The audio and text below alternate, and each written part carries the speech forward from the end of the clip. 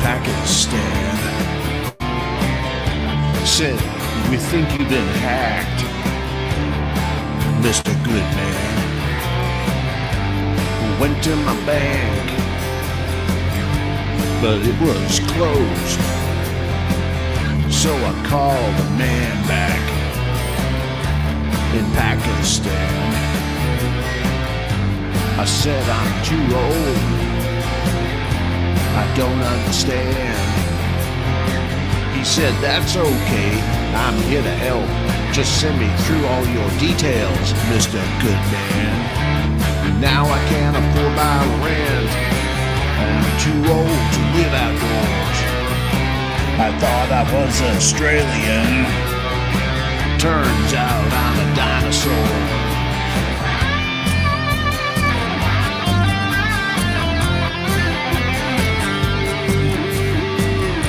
So now I'm living in my car, and the cops want me to move on.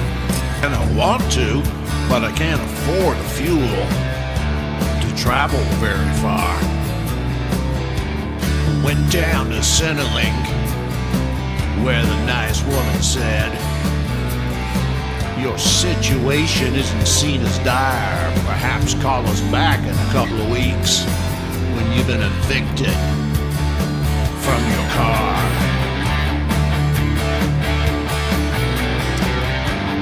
Now I eat in soup kitchens with good people just like me.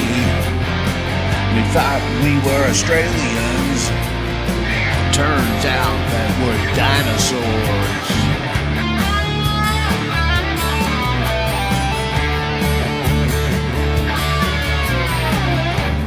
Went to my doctor and said, I'm feeling like a loser. She smiled and said, I know what you need to do. Here, Mr. Goodman, take your booster. It's safe and effective. Now my son is taking pity on me. He said, Dad, you need to get away from it all. Now I've got a colorful brochure to some place called Euthanasia. Yeah. The nice woman on the PA said, I can choose my favorite song. Then now all I have to do is head off towards the light. Do you think the angels will be there, waiting for me? Mr. Goodman, the PA said, well, now's the time to find out. Good night. Okay, so I wrote that song with Len. Len sung it and did incredible guitar work, so it's just a bit of a piss take. Before I bring on the great Lindsay, you've got a cafe locked out. We have a thing now called the Banned Book Company. That's myself and John Stapleton, who published Goodbye Road. We want to do that for the books of our community that can't get marketed or published anywhere. So Brady Gunn, he's coming to Mullumbimby maybe, and he's going to get his books on there too. At the moment, we've got this one, Citizen One by Paul G. Conlon. This is Against Digital ID. It's a great read. And we've got the Goodbye Road, and then there's two by John Stapleton about the last few years. So if you want to do it, or if you're a writer and you've got a book you can't market and you're from our community, reach out and we'll see if we get on there and see if we can move some of our books, because then they're going to be able to go back in time with AI and change things on the internet at will. You won't even know. So if you want to really keep history historic, books are the way forward. Anyway, let's bring on the great man. Here he is. G'day, Lindsay. How you been? Yeah, I'm good, thanks, mate. Just my head. He's writing a new book for us now. Does my head fit on the screen after referring to me that way, mate? So yeah, maybe we should do the interview like this. Wait on the other way. Where's it go? Oh, it's the other way around. Oh, it should be the other way around. Go this way. Hold on. Okay, we'll do it that way. I am. Yeah, that's it. My head is now a suitable size. That's right. That's right. Okay, and Yeah, very close to finishing my first book to be published via the band book club. Wow, man! Wow, It's you're writing quick. It's not going to be a huge book. It's How to Thrive in a Mad World for dissenters and freedom lovers. So Wow. it's kind of a manual on how to move forward without descending into madness. It's I'm looking forward to us talking about some of those topics tonight, mate. Yeah, cool. Let's get going. So maybe, G'day, Ben. How you going, man? There's freebies. That's what I think we are. Be frees, freebies. Oh yeah. Man, I meant to wear my freebie hat tonight. I forgot. Oh, yeah, where's mine? Mine was here somewhere too. There's okay. So going on. So like I said, we're in Lismore and we're heading to Mullumbimby. Anyone wants to come? They've got a 3-day at the showgrounds. It's just our mob just hanging out. It's like a modern day corroboree, just with white people. And so what are we chatting about today, Lindsay? You didn't get to any of it last time, so it's your show this time. Given that you've swapped us around, out of the corner of my eye, I can now see the comments, and I'll try and not get too distracted by them. But Ben has just said it's therapy time. Thank you, Ben, but it ain't. This is not individual therapy. This is me talking around a campfire with a mate, and there might be some psychological stuff. I've got to get him on at some point. He's a great guy. Yeah, awesome. So one of the things that's been really impacting me more and more as the last 5 years have unfolded is I feel like I'm in a state of grieving my own naivety.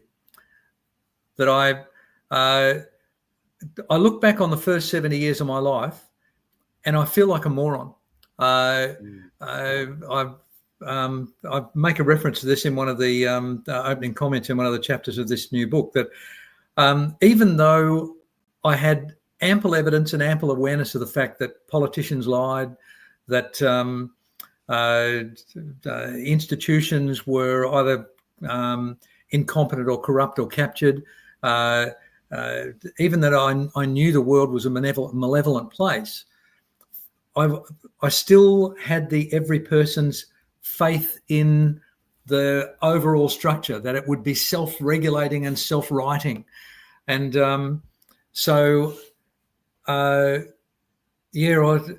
it was just such a shock in 2020 and 2021 to realize that I couldn't hide the truth from myself any longer, that that my investment, my faith, my trust in the mechanisms that ran my society and the world were broken far beyond anything that I could have imagined, and it's destabilizing. It's I've found it to be a really deeply moving and unsettling and at times distressing experience. I've had to do a lot to drag myself out of the almost inevitable depression of such a realization. And so, I wondered whether we could have a chat about this phenomenon of I guess I felt like a child who's just discovered there's no Santa Claus, and we've alluded to this when we've talked in the past, it's what many people would call a trauma, and that puts it into a particular category where the manner in which you experience it and process it and work with it and manage it and survive it is really important. So what do you reckon? What are your thoughts about that as a subject? Well, I think once you start questioning everything, and we have, I remember my daughter once saying to me a couple of years ago, did we land on the moon? And I have to go, I really don't know. I hope we did. I hope that we didn't lie to that grand scale for whatever reason. It seems crazy, but when you look back from Kennedy to everything else, you're realizing, well, the question is, what's a lie? The question is anything true? And then the next question is, am I real? am I, these events, which could be manufactured events or lies, have been sort of architects of my existence to a way. You know what I mean? And you just sort of, yeah. So it's, to me, what I feel now, after 5 years of this, is I think this is where religion comes in, and God. You trust your instincts. You trust what you can see and touch. You get this group of people that you decide, I'm going to not blindly trust them. No, I'm going to choose to trust them. I'm going to take an act of faith in these people around me and trust them, like yourself, like Kelly, like Bill, like so many people in my life. And here we are. It's almost like maybe this is what it's like leaving the Matrix. Everything's a lie. Mm-hmm. And so you've got to go through this process of finding out, okay, well, what isn't? What actually isn't a lie? And that's I've not considered it from the Matrix philosophy, and that's a pretty big leap from where my head's at in terms of managing this stuff. But I think it's worth considering. My heart goes out to people who believe in nothing,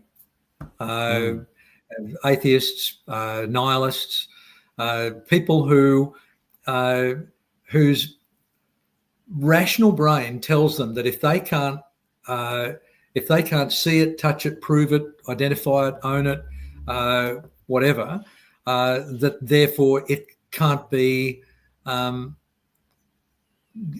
real. You should not believe in it. So therefore they believe in nothing. Now, my take on that is that they are actually taking on a completely different faith. I've asked atheists to prove to me that their belief that there is nothing is true. And I've asked that question of many atheists. And their response is to attack organised religion. Now, I think that's a fair target. I don't believe in organised religion, but I believe in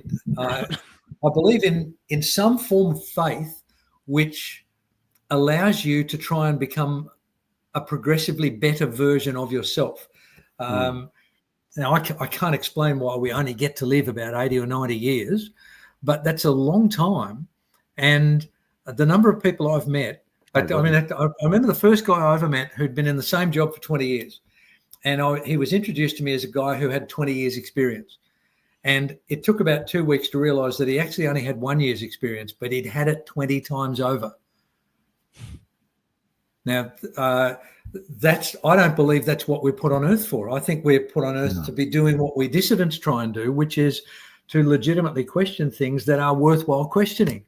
Now, I don't particularly need to question whether gravity is a thing or not, but I accept that gravity is localized. Gravity only exists while I'm standing on this planet. I've only got to go, 20 or 30 kilometers straight up.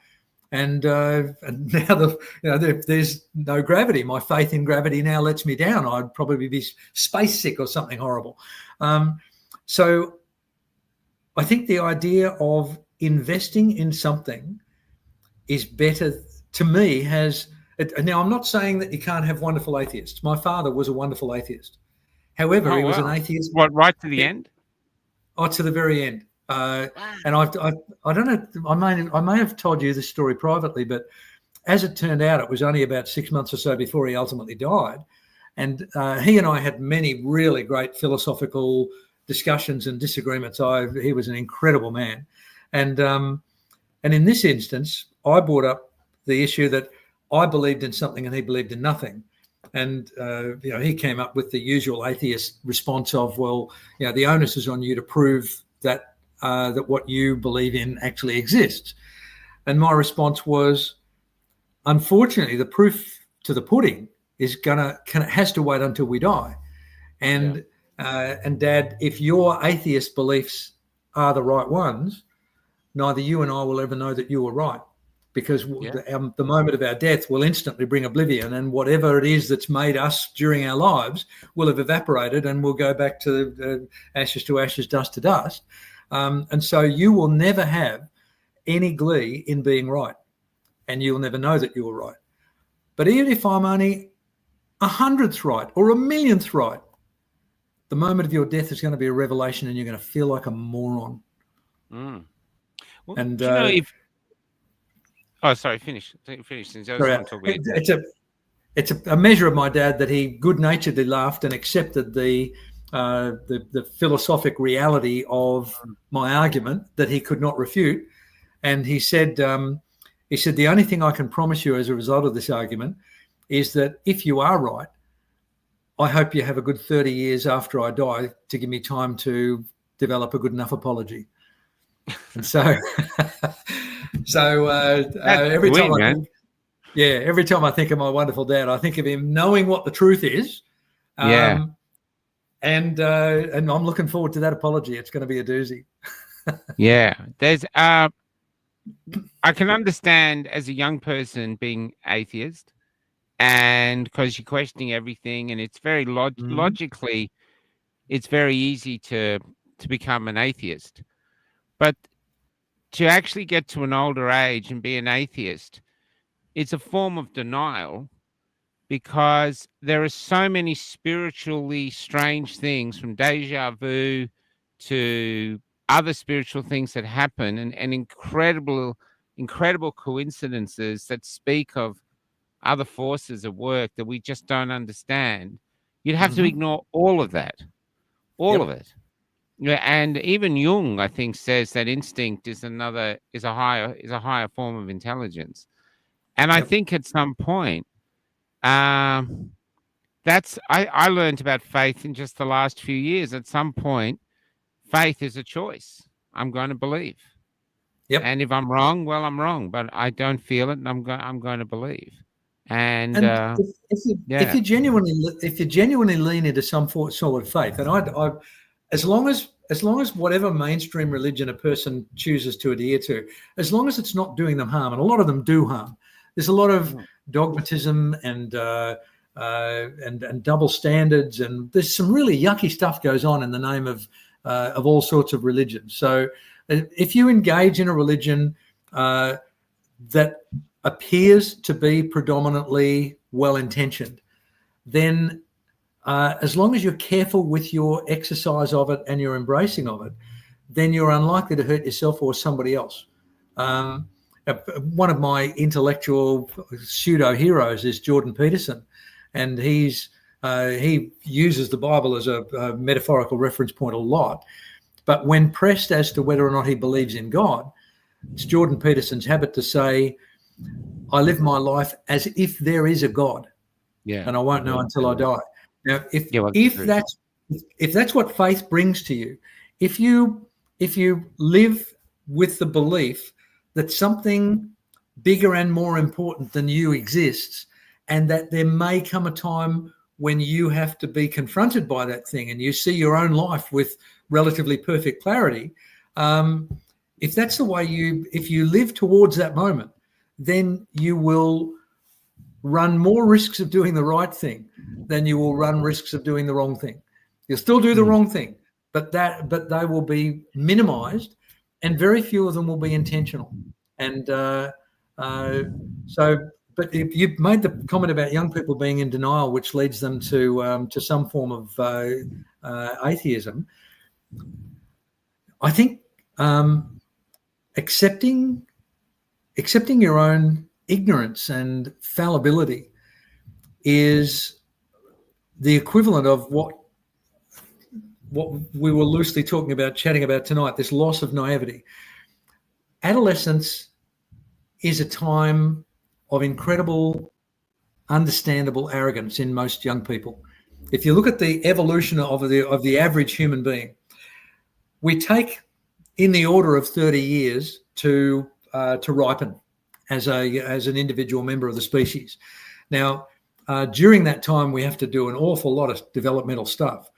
And adolescence is a time where, at about puberty, our intellectual capacity is kind of maximized. That if you look at a 13 or 14-year-old, they have got their absolute maximum serving of intelligence at that moment in their life. Now, intelligence is not evenly distributed across the population. Some people are more intelligent than other people, and there are some environmental factors, but they're relatively negligible.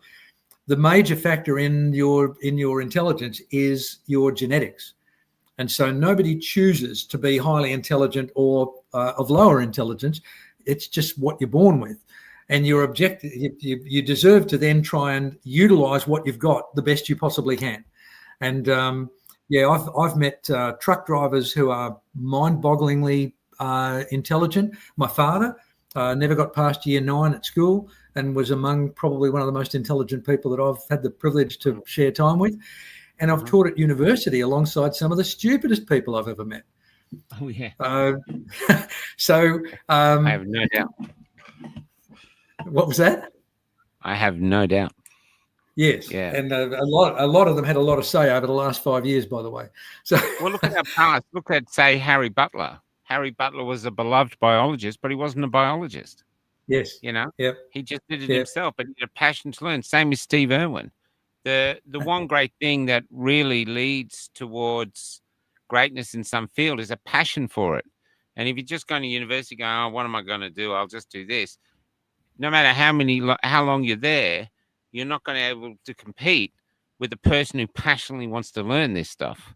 You know what I mean? Yeah. I think there was a time in history where universities were places of learning, and there's a difference between educating somebody and helping somebody to learn. And this could be me just being a curmudgeonly old fool, but I remember my university years of nearly 40 years ago incredibly fondly, because it seemed to be a place of learning where questions were, by the majority of the faculty, encouraged and respected. I remember going to one of the beleaguered academics that was trying to drag me through university, and I'd just done an exam, and I was convinced I was going to get a high distinction for this exam, and I just barely got a pass. And so I went and knocked on this really impressive woman's door. Her name was Evelyn Morganroth at the time. She may not be alive anymore, but she was an awesome person. And I explained my dilemma. And I said, my problem is I don't know which half of the exam I don't know. All I've got is a mark saying that I didn't know 50% of it. And with incredible patience, she stepped me through the exam, and she was generous and humble enough when she would say, you've said this and it's wrong, and I questioned it and said, what about in this situation? She would say, I hadn't thought about it that way. Now, I came out of that room with about an extra 25 marks on that exam. I went from just a pass to at least a credit. And to my amazement, at the next lecture she gave, she presented everybody with their new grades, that she'd actually gone back and regraded everybody's paper, and everybody's marks improved. Now, that is genuine academic integrity. That's somebody she was a force of nature. She was incredibly strong-willed. I'll tell you who she reminds me of, Gigi Foster. She's great. Fiercely intelligent, incredibly confident, but also with that lovely softening of humility, the willingness to be wrong. She's just, so that's the arena that I grew up in. And so that means, I say, getting back to, sorry, I'm drifting a bit here, getting back to the adolescent evolution. If you've got your maximum capacity of intellect, but you've got almost no data to exercise it on, and let's face it, by the time you're 14 or 15, you might know the names of your favourite footy heroes, you might know the words to a few pop songs, and you might be able to play a first-person shooter game. But as far as the rest of the world, you know nothing. And yet you've got this incredible intellectual capacity, and because of your ignorance, you are naive about your own ignorance, and that leads many adolescents into being unjustifiably arrogant, because they are brilliant debaters. If you've had to share Anyone who's shared a Yeah, they house are. with a They are brilliant debaters. My son was a absolutely. brilliant debater. You'd That's get, he was because they've so got good. they've got raw intelligence. It's unfettered by Yeah. the restrictions of knowledge, and so Yeah. they can see the other side of the argument in order to undermine your argument. And it's just brilliant. But their confidence is based on ignorance. Yeah, that I get. I just want to go back here for a second, though. In sympathy with the young people, what happened to me is there are holes in the Bible. Like Adam and Eve got Cain and Abel. Cain killed Abel and went off and married a wandering woman. I remember in grade 1, I asked the nun, put my hand up and said, "Where'd she come from?" As a storyteller. You missed out character development here. The only woman is his mum. Anyway, she got really angry. I think I've said this before and said, "Oh, you idiot little stupid little boy. Wasn't one, and see like, huh?" And so they can find it. But as I got older, what I realized, it wasn't that it was a lie, but as mere humans, I don't think I have the capacity to really comprehend what God is. And Totally so agree. we actually go, what God is, we can't comprehend that. So we construct a version that we can comprehend. So he looks like us. We get that. Okay, yeah, I get that. And so this will get me in a lot of trouble with a lot of people here. But I think a lot of the Bible stories are written that way. And if you go in history, God's actually evolved.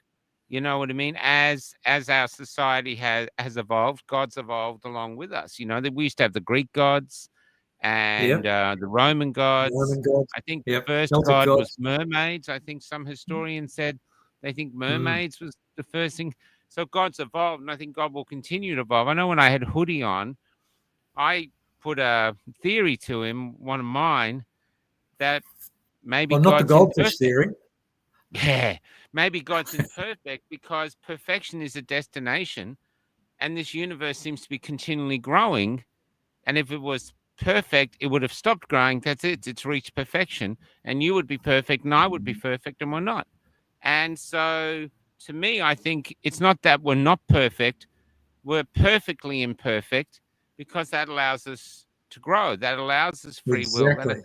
And so that's what I was trying to get across. But people go, "Oh, God's perfect. Everything's in control. Nothing." And you realize, yeah, but if it's perfect, if every single thought you think is preordained, if you watch a leaf fall out of a tree and that's actually written in the script, the angels can go, and the leaf's going to fall out of the tree. 1, 2, 3, go. Good. That's then you're not actually free at all. You're a slave to a script, and you cannot be judged for it because you haven't done anything wrong. You just followed the script.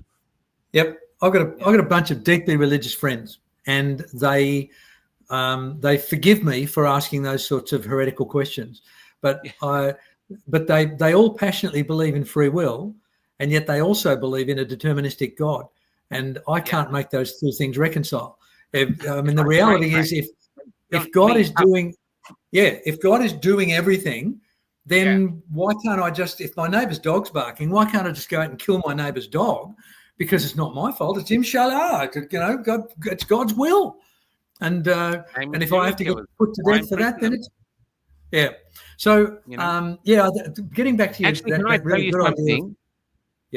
I remember reading something came up about the Moors murderers. Remember those horrific, the couple of murdering all the children?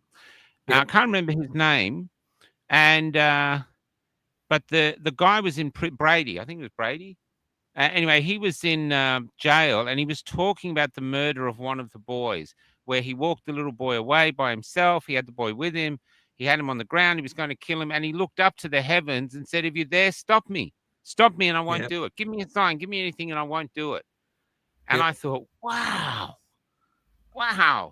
And then you're thinking, so as far as he's concerned, that proved God didn't exist.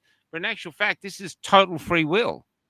Yep. You're going to kill this kid, mate, and you're doing it. And you might hide under, I'm crazy. In actual fact, you're evil. You're deciding, I'm going with evil, and I'm hiding how evil I am under thinking, oh, I'm crazy. And maybe I am, but I'm actually doing a thoroughly evil act. And by him saying that statement, he knew he was doing it.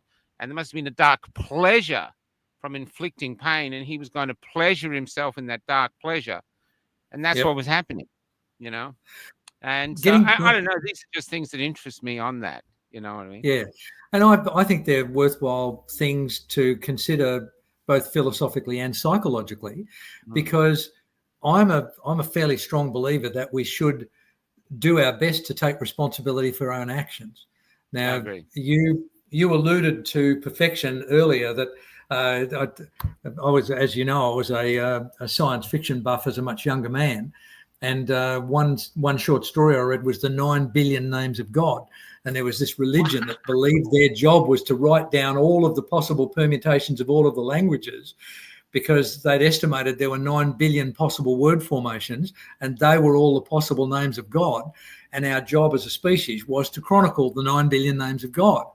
And the story ended with the high priest writing the last of the 9 billion names and sitting back and thinking, wow, what now? And then one by one, the stars began to go out. Oh my God. So I'm not looking for perfection. So if we look at Adam and Eve, the metaphor of Adam and Eve, I think they demonstrate the naivety of the original savage, that there were there were pre-civilized human beings who lived as animals. They they had very superficial languages, very rudimentary. Well, they didn't really have any tools, and they lived relatively short, violent, ugly lives. That to me is what Adam and Eve were like in the Garden of Eden. They were doing nothing. They didn't even know they were naked, is my favorite observation to make. They had one job. Do you remember that? And this is an also thought where I go, well, that's not true. And I think Adam's job was to name all the animals and birds. Okay. And I'm pretty sure if you and I were Adam, that after about 20 animals, every animal would be known Thingy. Yeah. Thingy with long thing or something. Yeah, what you call it. Yeah. They would not have these beautiful elephant. These names wouldn't exist. They'd Absolutely. be like Fred. What's that? I think that's a Fred. I think you're underestimating Michael Gray Griffiths' creativity. I think there'd be some very interesting animal names. So anyway, then cool. according to the metaphor of Genesis, God gives humans free will. Now, in my and I really love what you've said before, that in my terminology, you and I are trying to use our little tiny finite brains to try and comprehend something which, if it exists, is infinite. So it's futile for us to even think that we can comprehend a tiny part of it. But we have to try. That part of our job is to try. And in the absence of trying to do that, we then fall into some nihilism, which is kind of the second cousin to narcissism, where if you believe that your actions are not going to be, you're not going to be held responsible in some way for the things you can do that you can keep secret, then you can get away with anything. And that guy saying to God, "Stop me," or I would love to have been on the threshold of whatever it is. It's the easiest term to use is heaven. I don't believe in a heaven. I think the best my tiny brain can come up with is that we become one with the infinite universe, and we then become immortal and we know everything. And I'm actually quietly looking forward to that. I'd rather it not happen today, but when it does happen in 20 or 30 years, I think it's going to be quite the hoot to discover what happens when we die. But if you live without that sort of faith, then you could get away with anything. You could become prime minister and not have it bother you. Because absolutely. That's the truth. Yeah. These. I've come to the belief myself that one of the holy grails that we have to search for, each of us, is the best version of ourselves. And to help us in that search, we have our brains, we have our hearts, instincts, all these senses, the ability to reason.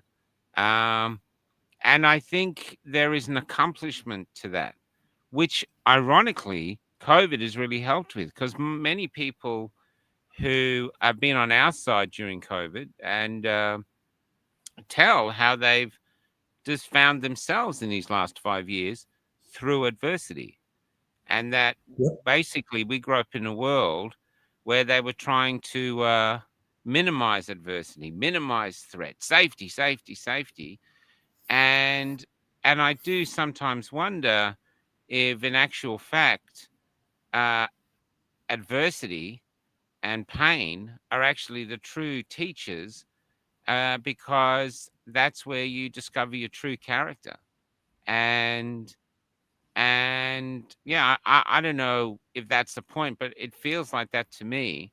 And it feels like you can do something or attempt to do something of great meaning if you're coming from a perch, which is you're flying from a perch, which is, well, that's what they say. You got to love yourself. And I don't mean love myself like, hey, I look in the mirror and go, hey, you're so good, Michael. I mean, I can rely on myself. I know in a certain situation, I'll stand my ground. COVID tested that. If there was Germany, I would hide the Jews. That's it. And I know that now. And so, but I'm still learning within that. But I don't know. That's, like you said, a snippet of God. So I sometimes wonder if that's a snippet I'm supposed to, because we have temptation every day. Every day you could go, like you said, about being faithful.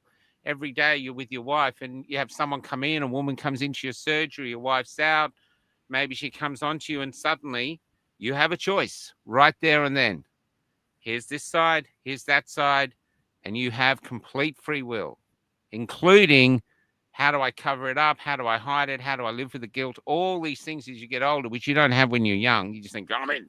But as you get older, the repercussions, and especially as we get older, the repercussions of our actions is a lesson we learn through time, because we see the pain and we see the bridges we can't rebuild. And, that we see the things that we have to just move on, the pain that we can't fix. So we carry these scars with us. And, yeah, I'm just ranting now, mate. Just take over. It's your show. I just got lost. Well, there's a lot in what you've just commented on, Michael. I think imperfection is a very important thing. I don't believe for a minute that my job in life is to become perfect. I think my job in life is to become less imperfect. That's the best I can hope for. Now, there's two ways that I can become a person. One is I can let my genes and my environment mold me. And this is, I think, why a lot of people try to escape into religion, because that contracts out to the environment all of the rules and expectations that will make me a good person. And as long as I read the Bible every night, and as long as I, ask what would Jesus do, which is a real thing. I do that, by the way. Because I think, even historically, Jesus as a real person was a demonstration of imperfection, who did the right thing even when he knew he was going to his death. So I see him as a brilliant example.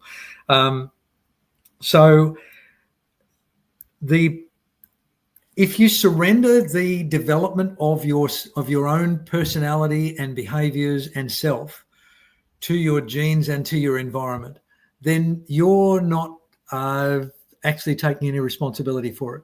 You are an accident of your birth and your environment. And that's what I think Adam and Eve were like. I think they were accidents of their birth and their environment, and they didn't sin because it hadn't occurred to them to sin. And I agree with you saying that God is not perfect. I see God as an infinite thing, and that means there's got to be room for infinite learning. There's got to be stuff that, that if there is some sort of entity, then it doesn't know everything either. It's, it needs its own eye to help it. Sorry, that was a bit of a facetious aside. No, this is, I've actually got something connected to this, to a song I just wrote called Mary Magdalene. And we've grown up with Mary Magdalene just being a prostitute that Jesus forgave. But if you actually look at the scriptures that have been hidden from you, Mary Magdalene was actually the companion of Jesus. Some say maybe even the wife. And she was also seen as the feminine face of God. and she was also seen as someone in her, and she has her own Bible, and I've been learning this over the last few years, and in her Bible, she talks about the power within, that the real power is within you. And so you don't need to follow these religions, because it's like, the altar is within you. And they they believe that the church, as it got bigger, needed this gone because they couldn't control the masses if the masses didn't need them. So they had to put out a narrative that you need us to get to heaven. We're the gatekeepers to get to heaven. You turn up to church, you get christened, you get baptized, whatever you get, and then you'll go to heaven. Where she was saying that's not the case, and so they couldn't destroy her, but they basically besmirched her that way. And then I showed a couple the other day. I brought up the Last Supper. I said, look at the person next to Jesus. It's in the Da Vinci Code. That's a woman. I'm sorry. He was a great painter and he didn't screw up. It's not a trans, not a feminine boy. That is a woman. And yet she's been in front of us all our lives for thousands of years, or hundreds of years having the painting. It's been right there and none of us saw it. Right in our face. None of us saw it because we knew, they're all men. They're all men. That's what we saw. The filter of their lies didn't allow us to see that right next to Jesus, and the way they're sitting like this, that's a woman. They're playing probably footsies under the table. I don't know. But the thing is, this means what's true. I believe the Catholic Church might have come from goodness, but it has good people in it, but its main thing is generating money and holding on to its power, and they do not care for people from the upper echelon, down the priests and other things. I would say yes, but this is why I think people are moving away from these big religions and looking for a more small community-based relationship with God. Yeah, and I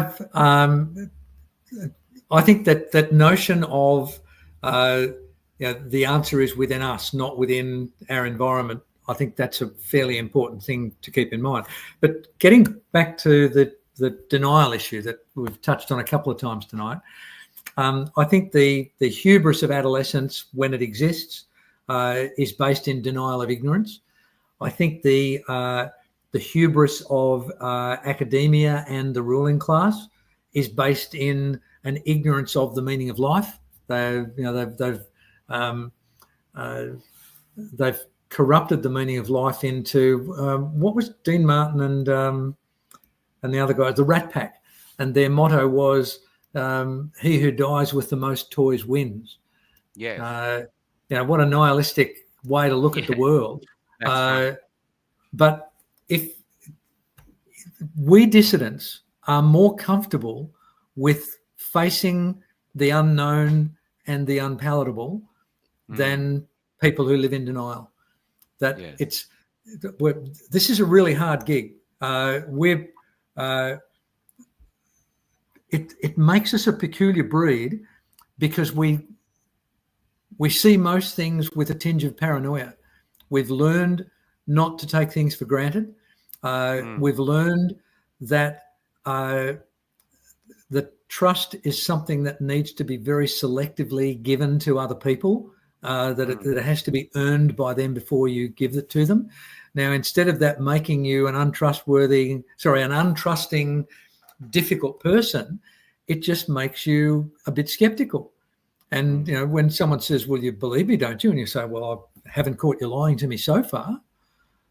Now, I've said that to many people, and they've said, so you're calling me a liar? I don't have any evidence to call you that, but I've only got scant evidence to prove that you're not. So at the moment, I'm on the side that you're probably not a liar, and I really want our relationship to continue that way. And they say, well, what if I have to lie to you? And I say, well, then you'll be a liar, and it won't be my fault, it'll be yours. Yeah, well, that's right. It's not your fault. It's their choice. But at that point, and that itself brings us back to the meaning of truth, and this is a big subject. On the rare occasions that I somewhat uncomfortably am called upon to give expert evidence, and touch wood, it hasn't happened in a number of years. But when I'm called on to give expert witness as a psychologist, they come up and they say, do you swear to tell the truth, the whole truth, and nothing but the truth? And I always respond, I do to the best of my ability.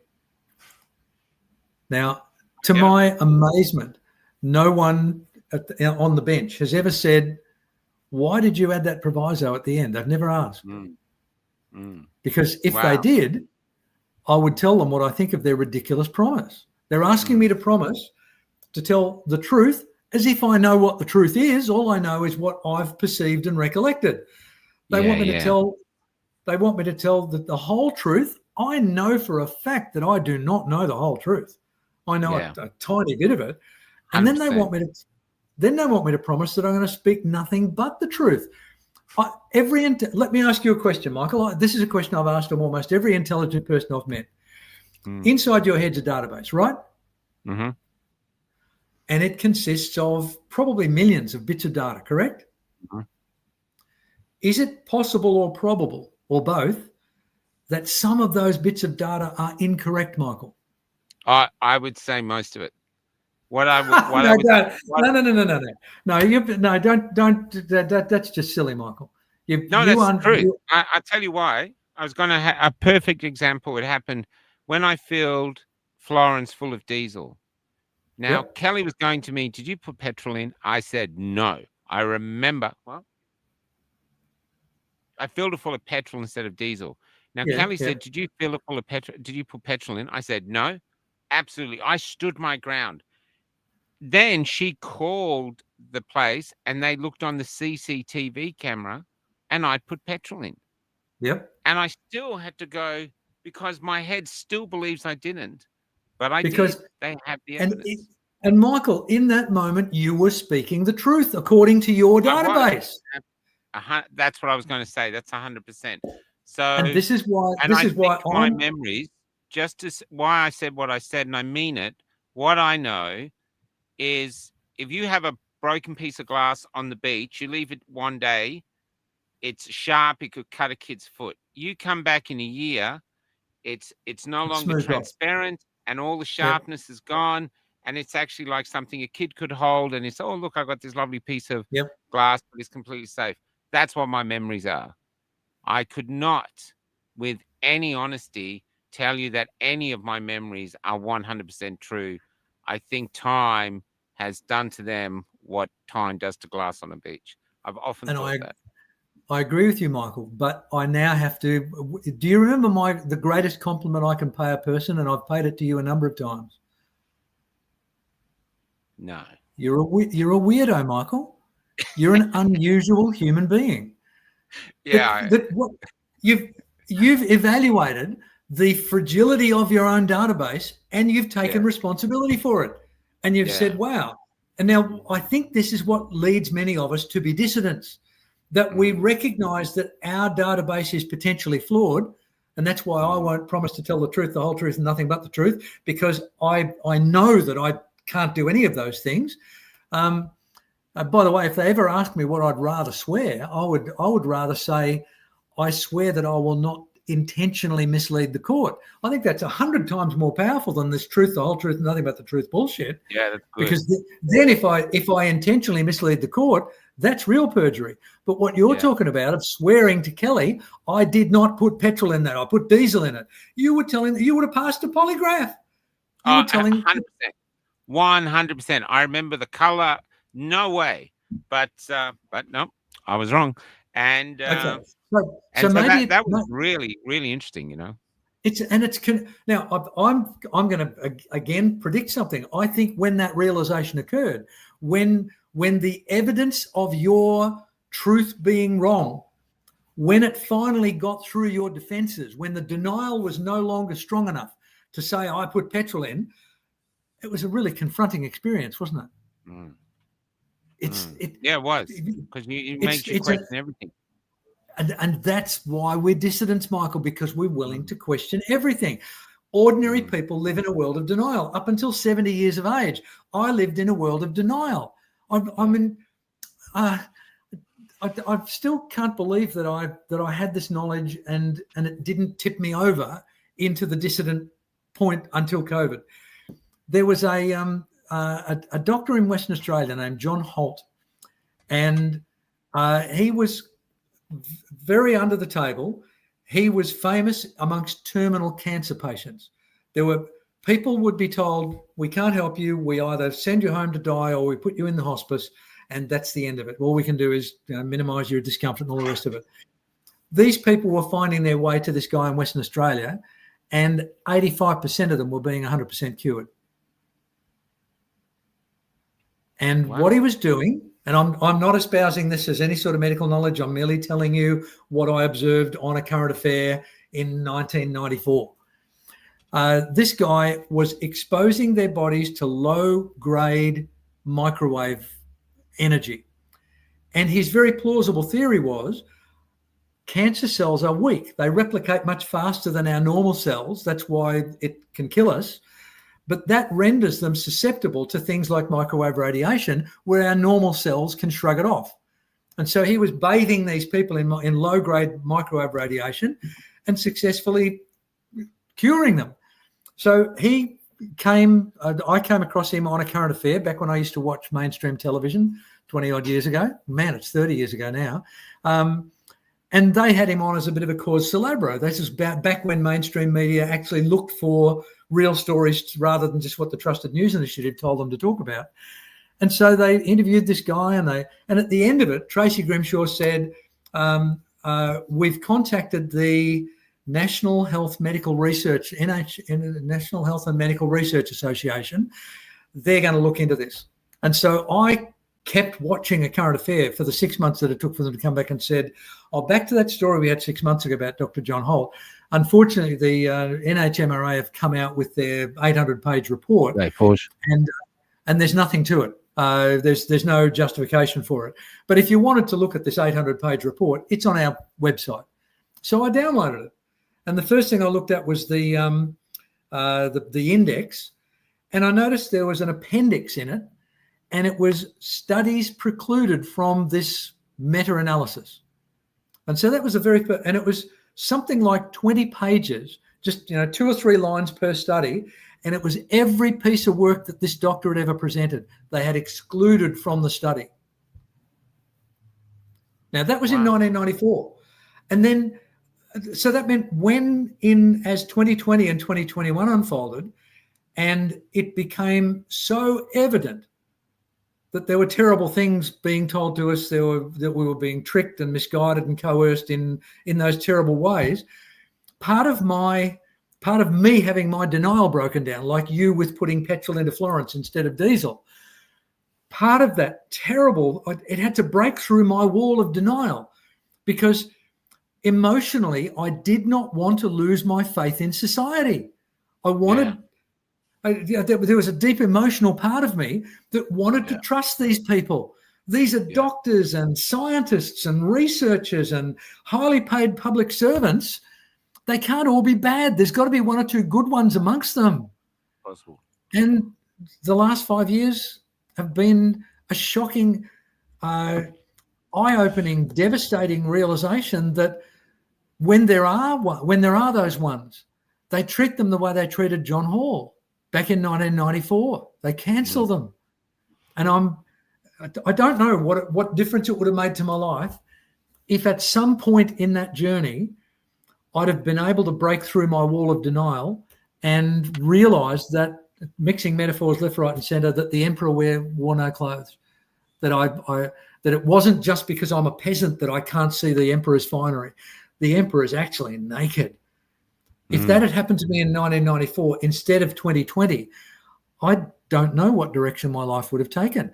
I look at a guy like, I can never pronounce his last name, David Icke. David Icke, yeah. Yeah. The reptiles, the Queen's the lizard. Like, you believe him, that's it. And then he goes, the Queen's the lizard, and you're going, no. Yeah. So what, like a blue tongue or a goanna? But many of the things... many of the things that he's been talking about for the last 40 years have been true for the last 40 years. And it's just that I was one of the many millions of people who was in such denial.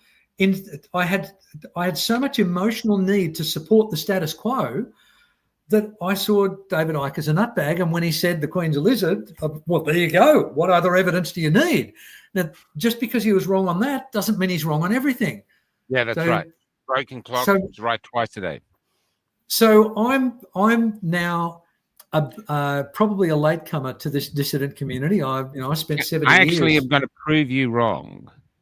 Yeah. We went through something almost as devastating as COVID that very quickly most of us knew was a lie, and yet it didn't change our lives. That was 9/11.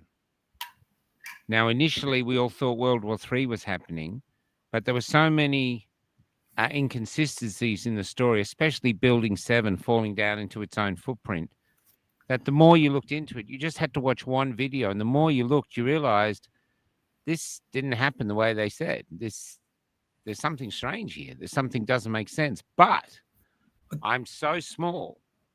I'm in Australia. I'm living in Ipswich. These people are in another country.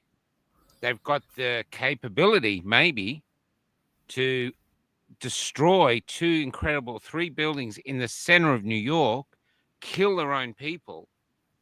There is nothing I can do which is going to rectify any of this. So better to just shut up and we just go on with our lives. Same with the assassination of Kennedy. But everything was somewhere else and isolated. Port Arthur is another one. A lot of people becoming skeptical about Port Arthur. But COVID was overextension. It affected all our lives. And now it did affect your lives. 9/11, you knew it was a lie, but you could still go to work. You still kept your job. You could even mention in work you wouldn't lose your job at the staff room. And, but COVID was different. You suddenly say, I'm not sure COVID's real. You're sacked. I'm not taking the vaccine. Out of the family. Suddenly, we came to a crisis in which there was huge, huge consequences. And those who paid the consequences, like us, began these odysseys. And the journey was actually both outer but also inner, because we had to find great inner strength to survive. And a lot of us were running on instinct, which kind of, you could believe, was actually a communication with God. And so, we were just doing what we were told, just following a different letter. And I appreciate your attempt to rescue me, Michael, but all of those examples, 9/11, Kennedy, all of those things, I've only just recently started to open the door to those. No way. You believe the story? That's how powerful Kevin just fell down at it. Wow. That's how embarrassingly powerful my denial was, Michael. I mean, it's in order to turn around and tell all the lemmings that they're running the wrong way.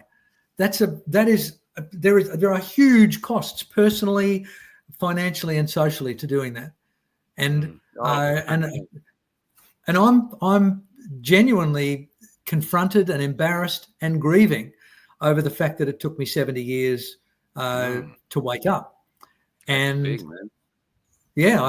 And so that means that's Sleeping Beauty stuff. Absolutely, and we are surrounded by people who haven't woken up yet.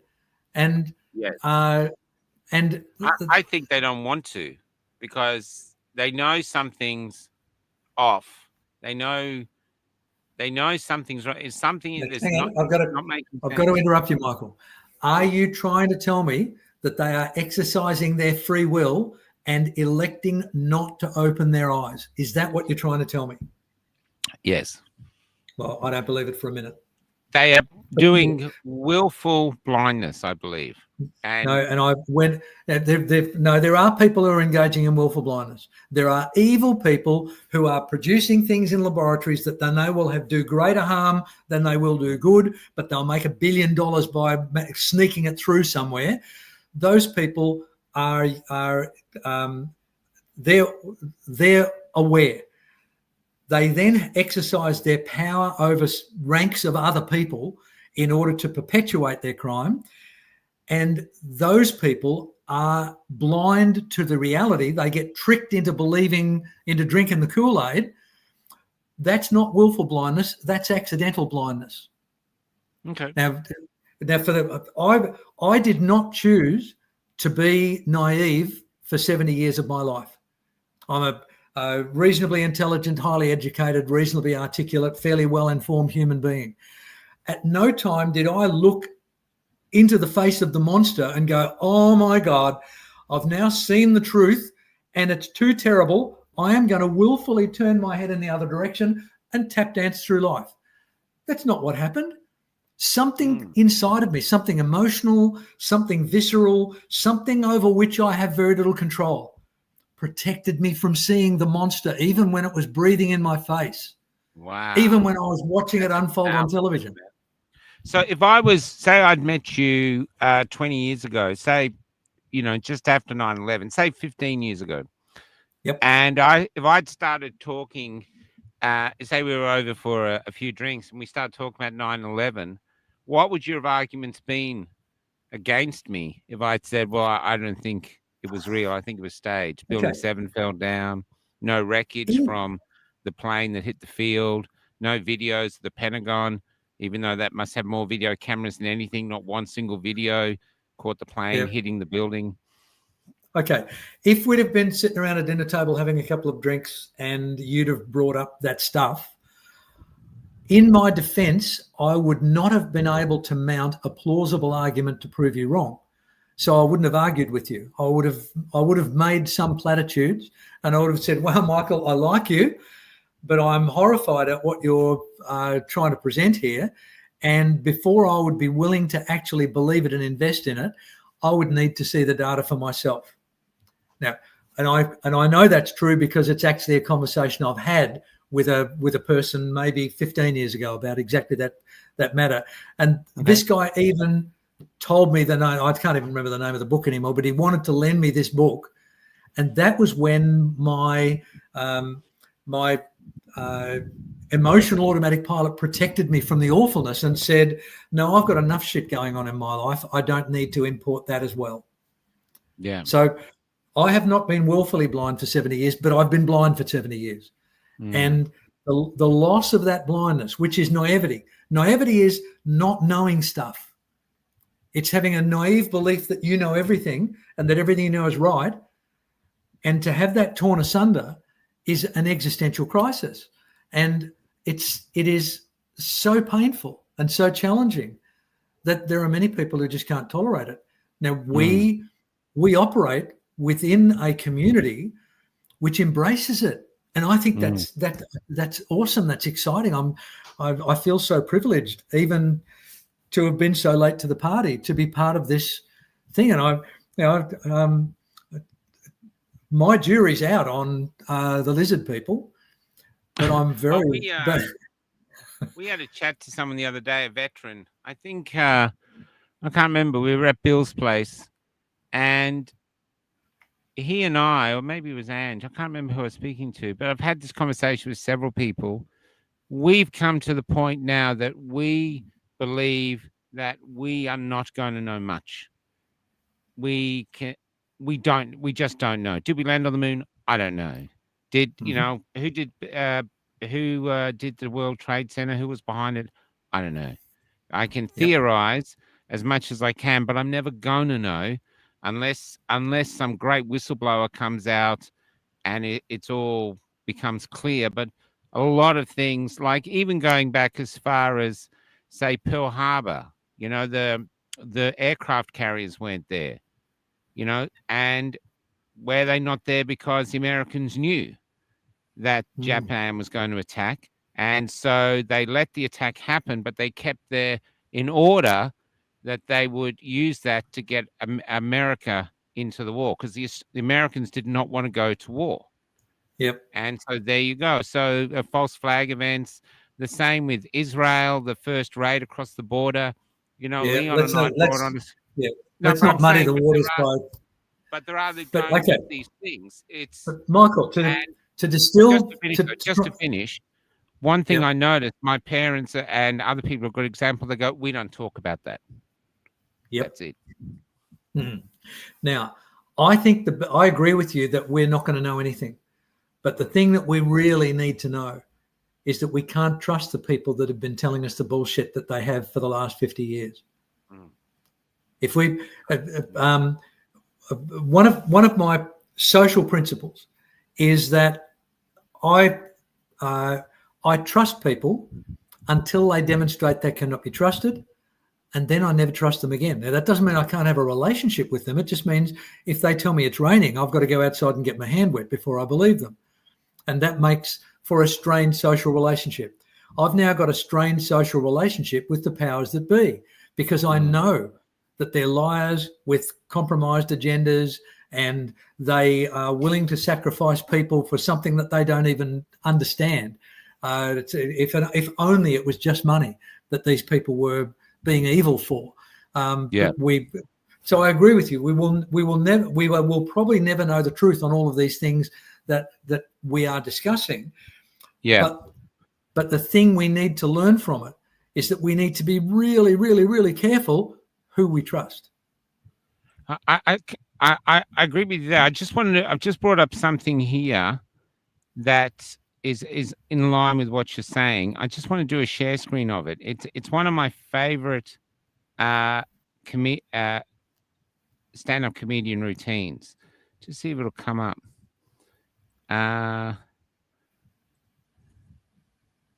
Where is it? Okay, so I don't even see how I'll play it now. Here we go. How do you not believe in any conspiracy theories? I understand not all of them, not most of them, but you don't believe in any conspiracy theories? You just think the government's just batting 1,000 and telling us the whole truth? Just don't understand. How do you not believe in any? Oh, and that's only a bit of it. Sorry, they've cut No, out. I just want to just let me But see that was- this. I'll just So try while to you're get looking- it. It just missed out the great bit, but it's funny, but it's just so powerful. Watch this.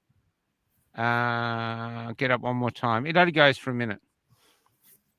Conspiracy. We'll be fine. How do you not believe in any conspiracy theories? I understand not all of them, not most of them, but you don't believe in any conspiracy theories?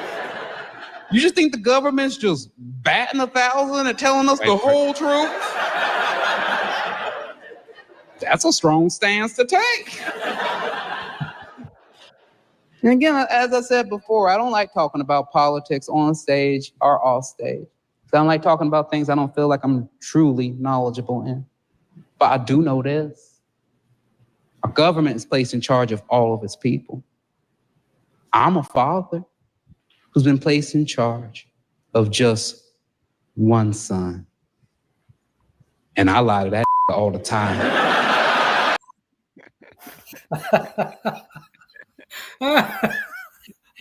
I think that's genius, man. I think it's genius. And Oh my God, that must be why my son's so messed up. I don't think I've ever lied to my son. It's yeah. I don't want to get into conspiracy theories. I really don't, because I actually don't.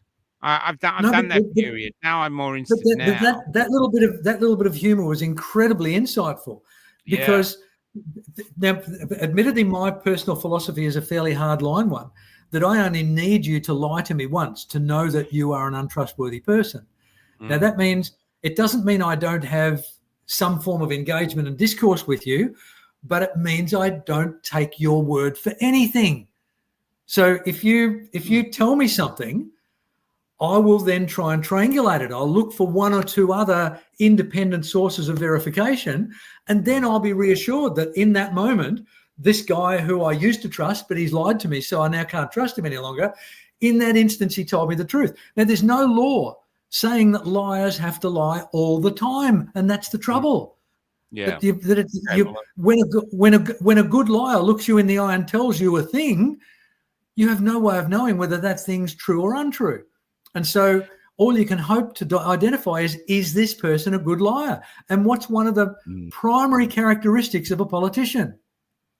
Good liar. Able to sell integrity. Exactly. Yeah. You can sell integrity like you're not lying. You know, we had all of us have met someone who are compulsive liars, and often they tell you stories about themselves that are clearly not true, but they believe it. I actually sometimes see these people and think they actually think they're telling the truth, and once they get exposed as it's a complete lie, I notice that they just shrug it off and then they go straight back to lying. Billy Liar, a very famous film from the 60s, was a perfect example of that. But I also think I came up with something that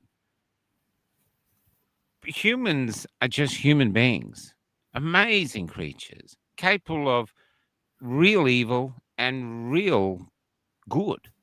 And they tell fibs, and it doesn't mean they're bad things. I think there's degrees of lies, but I've got a thing that I trust people to be untrustworthy in a way that there's just going to get a situation. They might tell a little lie and then it's whatever, you know what I mean? So I'm not as judgmental with people. Can I show you something that I think is why I am sympathetic to human beings. There's a famous saying that says you can't fit a square peg into a round hole. I used to get that a lot, especially before they were sacking me from jobs. And that's a little fib, just to make a joke. But I used to get a lot. But then I realized one day, yes, you can't fit a square peg into a round hole, but you can fit a round peg into a square hole. And what if humans are round and our society makes jail cells that are square? And that jail cell might not actually be a jail, might be a marriage, might be a job you don't want to do, might be a disability you have. And so I don't know if you can see that.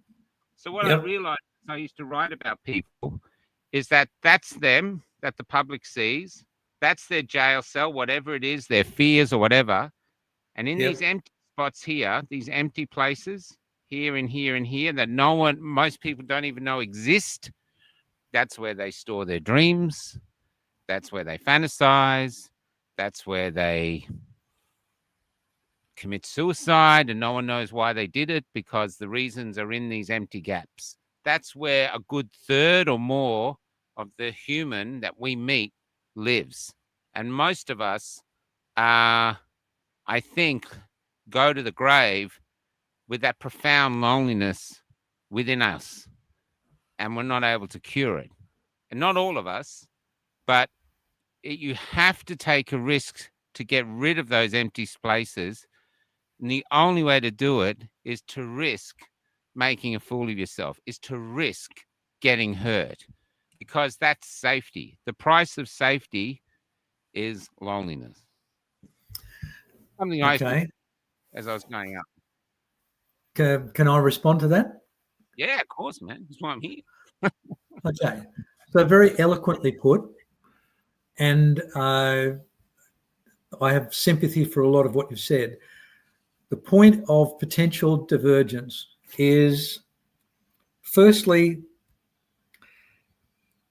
the reason why we feel, I believe one of the reasons why we feel so alone is that, as the Bee Gees famously sang, we only have words with which to communicate.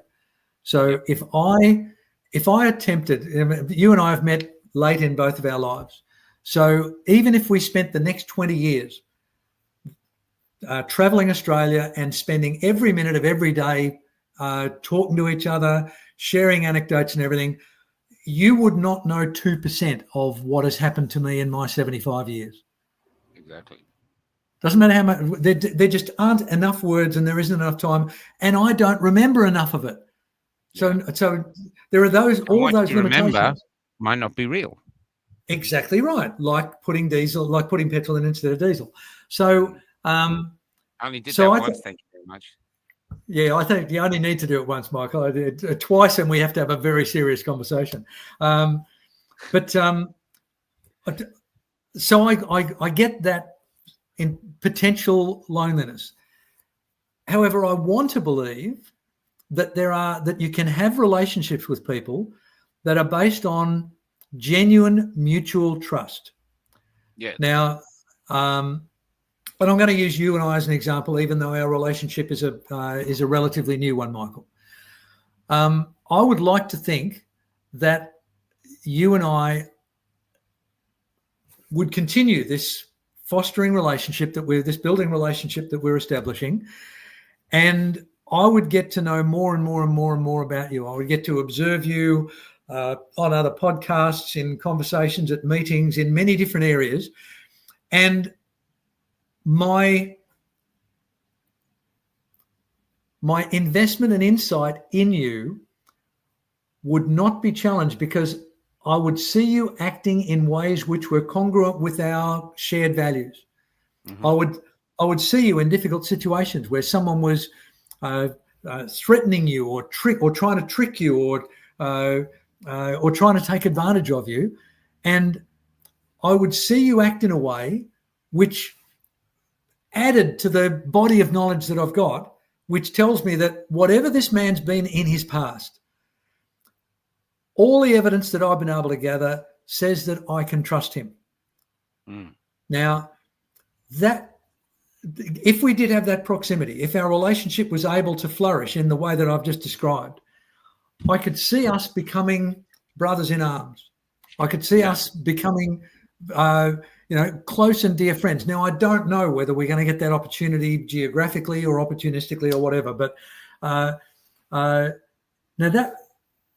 that would mean that a bit of that inherent loneliness of the human spirit that you've just eloquently described would be made up for in a way by me having found another human that I gradually begin legitimate and robust trust developing. Now, what that means is that you don't have to know the little gaps and spaces that I've either misremembered or don't remember or don't think to tell you, because they're going to be relatively trivial. That if you did discover some peccadillo from my past, you would weigh me up in the scheme of things and say, well, it's a trivial thing. I don't need to judge him based on this thing, and our trust would not be eroded by that. Sorry, I'm laughing at a comment, not yourself. Okay, yeah. And there was a comment earlier that I happened to notice that I'll try and address in a minute. But now that's my understanding of the relationship I have with my amazing wife, Sarah. That we've been together 36 years, and I have. Now there are times when I've disappointed her, and I'm sure there are times when she's disappointed me. But I'm really good at denial, so I don't categorize and store those things, and I hope she doesn't either. But I know that I can trust her. Now that's a liberating experience. It's incredible. I feel fulfilled within that relationship, and I sincerely hope she does in return.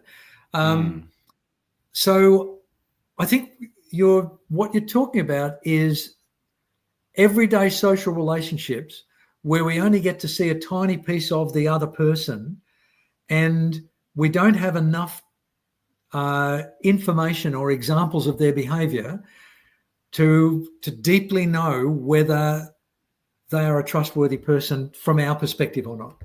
So I think what there is a lot of truth in what you've just described. I think the square hole and the round peg and the gaps and all those sort of things, it's an elegant way to evaluate the potential loneliness of the human condition.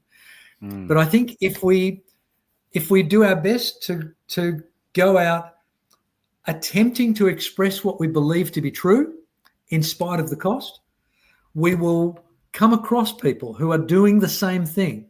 And it's the attempt to be honest that matters, I believe. And that's when I want to believe that the loneliness evaporates. Now, I think... So I'm just taking that in, man.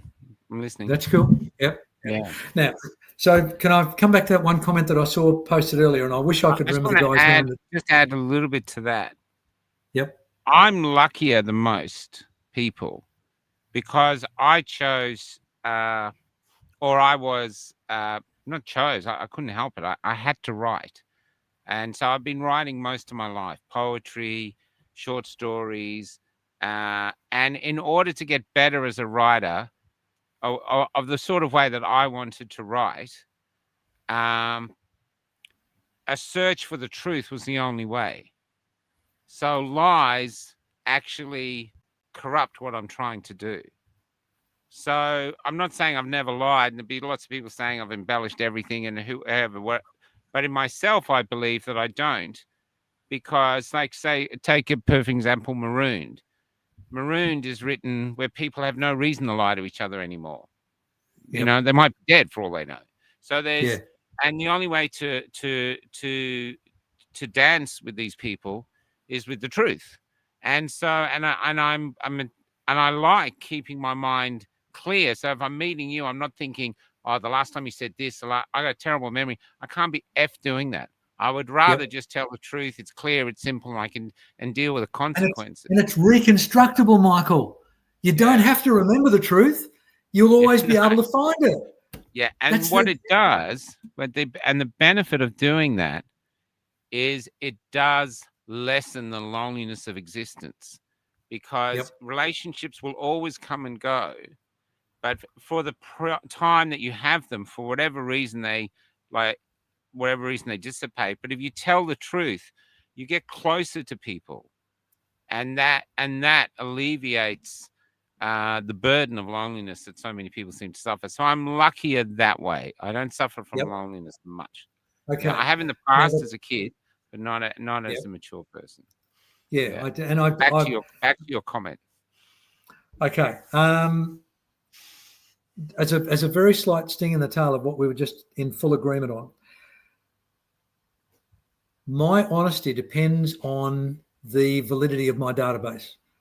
Oh yeah, I totally understand that. So that means this means I can stand up in court and I can swear to tell the truth, the whole truth, and nothing but the truth and I can say I definitely put diesel in the petrol tank.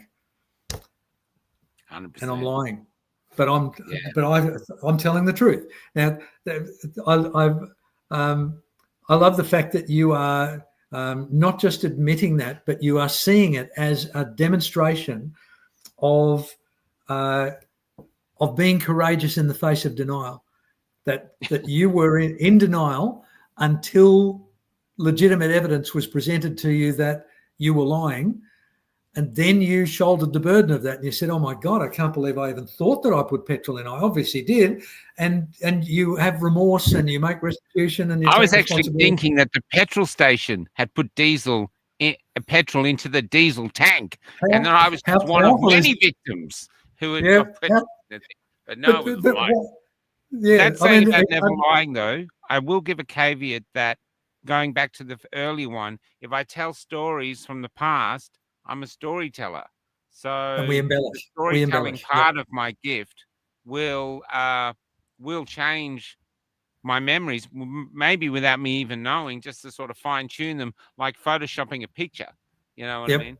So I wouldn't say that I don't lie about the past. It's just I don't believe I'm lying, but unless you got video evidence to show one way or the other, like the video of me putting diesel into the petrol into the bus, where we are, So, and then, I don't want us to go off on a tangent too much here, but I've begun quietly working on a set of categories of lies. I think there are the innocent lies. It's me, Michael. Good on you, Jason. Always good for a laugh. There's the innocent lie where you are mistaken and yet you are emphatically expressing your mistaken belief, and even though it is a lie to you, it's a truth in the moment. There is the benevolent lie where you either edit yourself or utter an untruth out of love and compassion for the other person who might be seriously harmed by being exposed to the truth. And then there's the malevolent lie where you brutally and knowingly speak an untruth in order to take advantage or gain advantage over another person or a situation. So there's lies, damned lies, and statistics. But I think there are categories of lies. So getting back to the comment, it related to the issue of exercising free will. And it's probably 10 or 15 minutes ago, so I don't expect you to be able to find it now. I wish I'd flagged it earlier. My apologies to the guy. Right. It might have been Kevin. It was quite a long post. There was at least 3 or 4 lines in it. But in his post, he was referring to what I believe is the misconception that we more often exercise free will than we do act automatically. That's it. Awesome. Is it that people are willfully blind, or are they just exercising choices based on their own value system? There's at least 3 elements of that one sentence. Firstly, Martin, I believe the exercise of free will is extraordinarily rare. I think the ordinary human can go through their entire life without ever having to exercise free will. All they have to do is rely on their genetic or environmental programming, and that allows them to function meaningfully in an environment which sees that as satisfactory. The exercise of free will is potentially okay. So if I say 1 + 1 = 2, to give a puerile example. Yeah. Now, I didn't actually have to do any mathematics to be able to make that statement that 1 + 1 = 2, and pretty much everybody watching this will be in agreement with me. That's not me exercising free will. That's me knowing that the answer to 1 + 1 = 2. That's my programming coming up with it. Now, when I think about what I've said, that 1 + 1 = 2, and I get validating feedback, and I look for other examples and I go deeper into it, and I discover that 1 + 1 actually does equal 2, now I can feel good about having expressed something that even if I was exercising free will, I would have expressed it anyway. So, I think if people are looking back on their own good choices and their own valid statements and the things that they've done that are representative of their value set, if people are retrospectively patting themselves on the back for exercising free will, I think most of the time they're fooling themselves. They're actually looking back on their programming, having met their needs, rather than their exercise. Free will means where it's a real dilemma, where you are actually fighting your programming, where your programming thinks that 1 + 1 = 3. You know that everyone around you thinks that 1 + 1 = 2, and you are now in that Cartesian existential crisis where your brain is holding 2 competing beliefs, and that's when the only thing that can save you is free will. And free will means being willing to be wrong, but requiring proof before you'll accept it. That's that's a kind of pocket version of free will. I think that's why you and I would not have argued at that dinner table, Michael, when you started to tell me that 9/11 was an inside CIA job, that I would have probably... I don't know who did it. I just think it's my programming would have been saying this guy, in this instance, this guy's a nut job. And that's because all of my programming was telling me at the time, and kept telling me until recently, there is no way that anyone in government would take such a risk. I mean, how did Nixon think he was going to get away with bugging the Watergate Hotel? Yeah. He did it because he thought he could get away with it. No one would believe they could get away with a controlled demolition of 3 buildings in the middle of New York. Totally agree with you. It seems insane. That means my denial my denial was assisted by the legitimate incredulity of the belief that it was some kind of controlled demolition. Now, if it had not been for COVID, I would still be in denying disbelief that 9/11 was some form of dreadful plot hatched to make billions of dollars out of a war in the Middle East. But I'm now, my denial has been torn asunder. Mm. The only time I want to believe I'm in denial now is the next time I visit Egypt. Or not the next time, the first time I visit Egypt. That's probably why you had trouble with that play I wrote, The Apprentice Guide, Interview with an Apprentice Guide, because Yep. I tried to write it from their perspective, where they're good people doing terrible things for Yep. a ultimately good purpose. It's very Yep. difficult to write because Yes. you're making the guy likable. Sorry, guys, this is a play. If anyone wants to read or reach out to me, I'll send it to you because I'll never get on. It's too controversial. It's called, if you want to read Interview with an Apprentice Guide, let me know. I'll send it to you. I'd love your thoughts. But this is what I'll tell you, an amazing thing that happened with 9/11 in my life. I was in a staff room.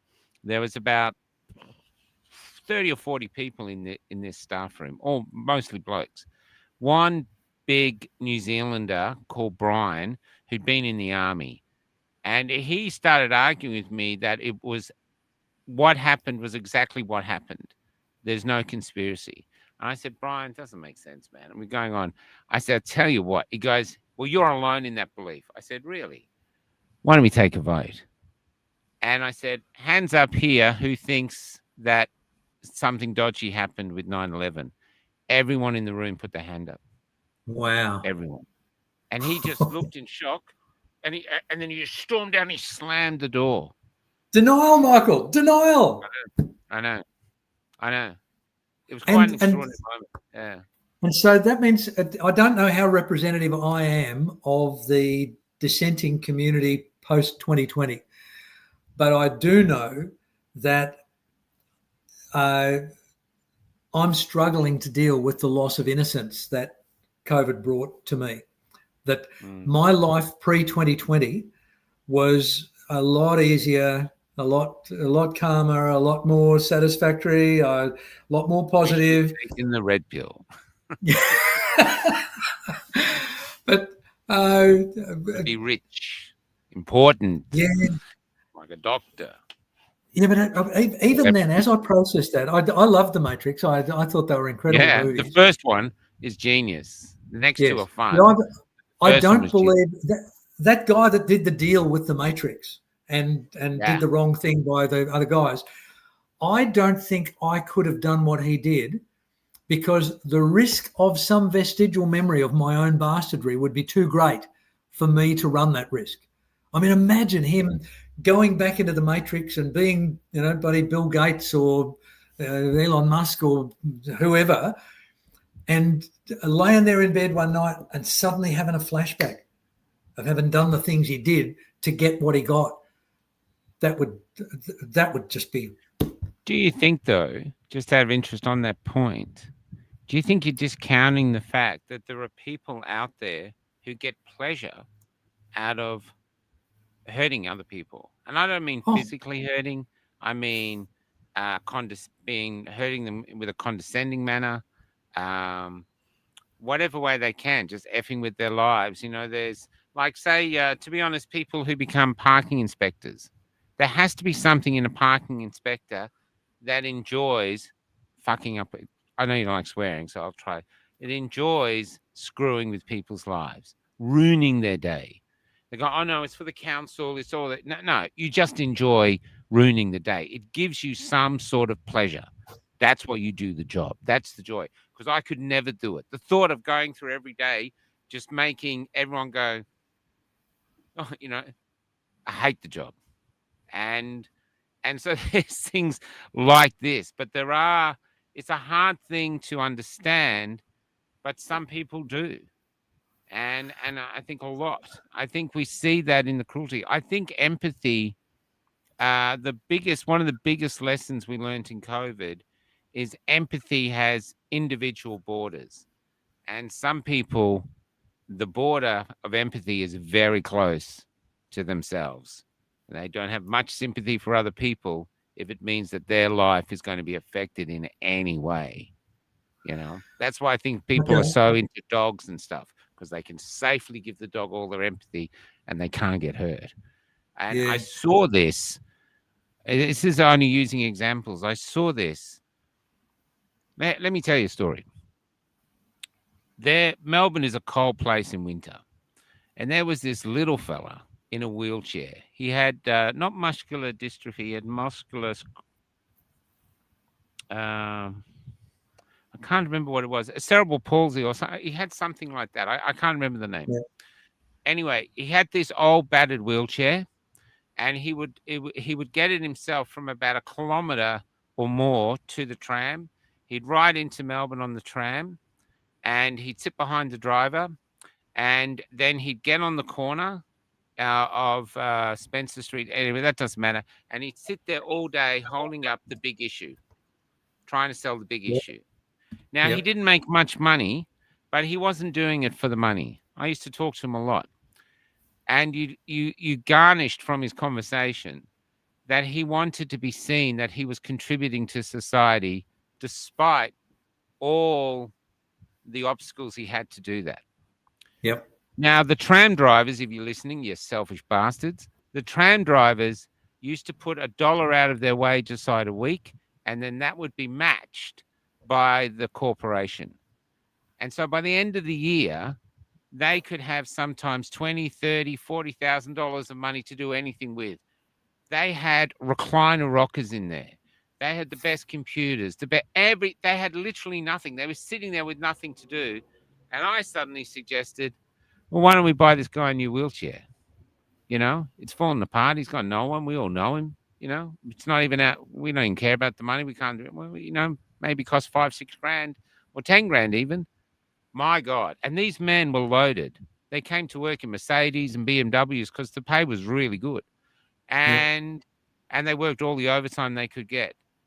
They went ballistic at me. They even hold me up privately to go, there's people who care for people like those. They had no empathy. And the union leader at the time pulled me aside because I said I was going to do it. And he said, Michael, don't do it. And he goes, you're going to have your heart broken because you're going to uncover just what a load of assholes a lot of these guys are. And that's what happened. That's what happened. Then again, though, when one of the tram drivers got cancer, they came out giving loads of money. And to this tram driver, who was a gay guy, and they gave him loads of money, except I noticed all the drivers that were covered in gold crosses and talking about God and gold everywhere, they gave nothing. But the others, so it was really strange, you know what I mean? But they could not help this man at all. They would not. And I found that interesting. I don't know the answer, but I found it interesting. And I've been trying to make sense of human behavior for nearly 40 years now. And good luck. I see similar examples of human bastardry to that you just described, Michael. Yeah. But I hold the very, very strong belief that if those people were exercising free will, if God does exist, and if God appeared in front of those gold-festooned so-called Christians, and if God had said, seriously, you don't want to put a couple of bucks into a new wheelchair for that guy that sells the thing, that would change everything. But that's not free will. No. This is the conundrum of free will, is that there is no umpire who steps in and says, are you sure you want to do that selfish or evil or horrible thing? Unless, if we're not exercising free will, if we're not consciously aware of our own actions, if we're not saying, if someone did this to me, how would I feel? If they're the sort of litmus test questions that, if we're not asking those sort of litmus test questions, then we're going to allow our genetics and our environment to determine our attitudes, and our genetics and our environments are almost uniformly selfish. I mean, we've come from millions of years of caveman development where it was survival of the fittest. It doesn't matter how nice a bloke you are, Michael. If a saber-toothed tiger's coming after us and I can run faster than you, it's been nice knowing you, Michael. Oh, well, that's that famous joke, isn't it? That there we are. I don't have to run faster than the tiger. With the running, I just have to run faster than you. Yeah, exactly. Yeah, go ahead. So selfishness is deeply ingrained in us, as it is in all other animals, by the way. There's been some really interesting tests on whether or not animals have compassion for other animals. And there's almost it's almost impossible to demonstrate that they do. But we have the capacity to do it. It's just that unless it's ingrained into us, we don't do it. And that's the great hope for religion, is that religion will impose decent values upon people so they don't have to exercise their free will. They will do the right thing by default. But what a mess they've made of trying to get that to work. So that means it comes back to us, the individual. And I believe there are ways for you and I as individuals, when we meet a selfish asshole, without confronting them or fighting them or defending them or denying them, there are keys to their heart that allow us to get them to exercise their free will and do the right thing. But it's an incredibly difficult thing to do. Yeah. They have to. It's a lot of confronting to yourself. Do you know what I love about these conversations? Yes, Trish, awareness is the key. What I love about these conversations is it's possible in this life to just skim across the surface of existence. As I did for 70 years, Michael. Like you've just been skimmed by some indolent God. Society's almost set up to help you just skim through, and then you reach the grave and you're gone.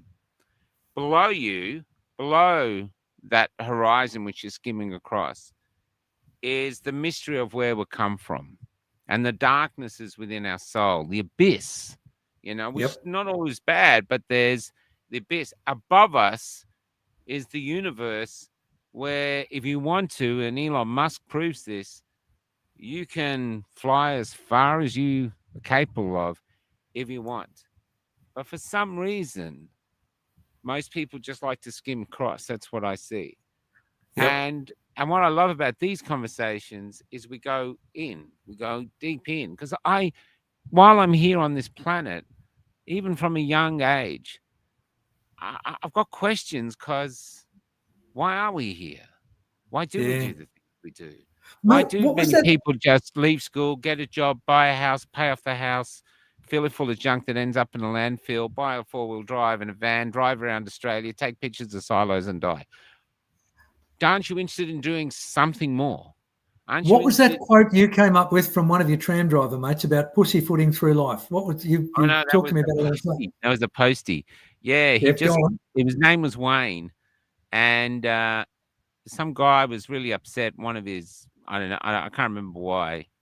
Obviously, his dreams were leaving, and he said, "What are you going to do, Terry? Pussyfoot through life until you arrive at death safely?" And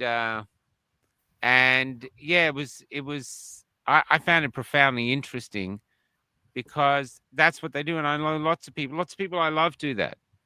They just take this safe route, and every time they do something a little dangerous, they love it. They come alive. That's why I understand adrenaline junkies, because it's like on the edge of life where you can live or die. You're suddenly very much alive. It's exhilarating.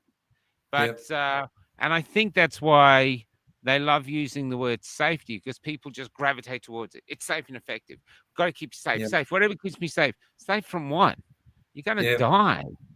You don't even know where you came from. You're so remarkable as a creature. I mean, I think I said before to someone, you're going to get bored being a dolphin. You'd be bored being a dolphin after 3 days. Like I said in the show the other day, you'd get sick of being wet all the time. You'd want your hands back, and you're just sick of eating fish. You go, no, I'm over this. I've done a few loops, and I'm bored. Humans, look at us. The things we can do, the things we can endure, the things we can create, the pain we can endure and keep going, the way we can discover light in darkness all the time, going into pain, and then suddenly they turn around and going, oh yeah, I had a car accident, left me, I lost my leg and all these things, but best thing that ever happened to me. I hear that all the time. People turn adversity to how it changed their lives for the best all the time.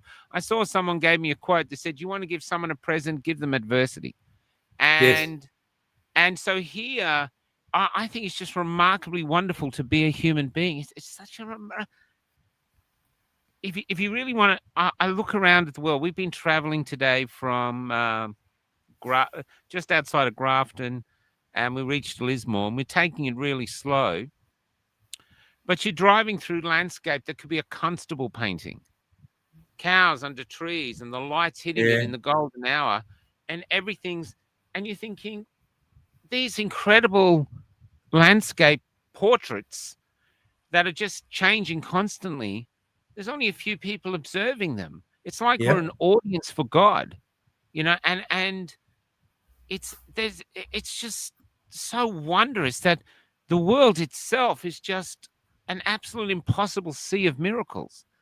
Mm-hmm. And within that, we are the ones that can understand that it's a sea of miracles, and that we are a collection of impossible miracles within the greater sea of miracles.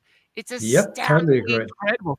And yet, our leaders, who are other human beings, have somehow convinced us that we're worthless. We're taking up space. We're destroying the sea of miracles just by breathing or using up too much power, or too long in the shower. You're draining the oceans. All these things to make us feel worthless.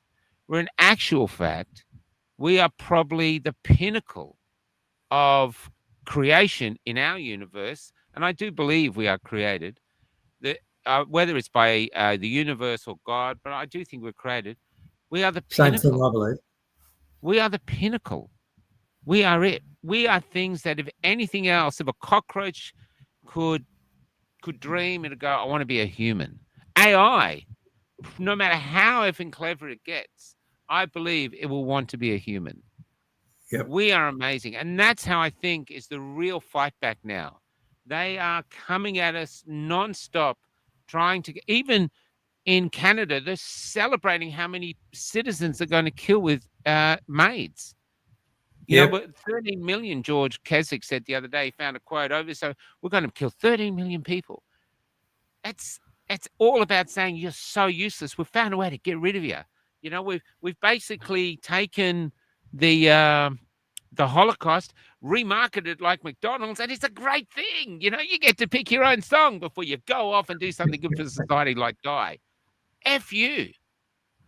That's why every day, every moment you're alive, it can be full of wonder, even if it's painful, even if it's bad, you know. And I remember being very young when I went through a lot of hard times, especially with my illness and shit, a lot of hard times.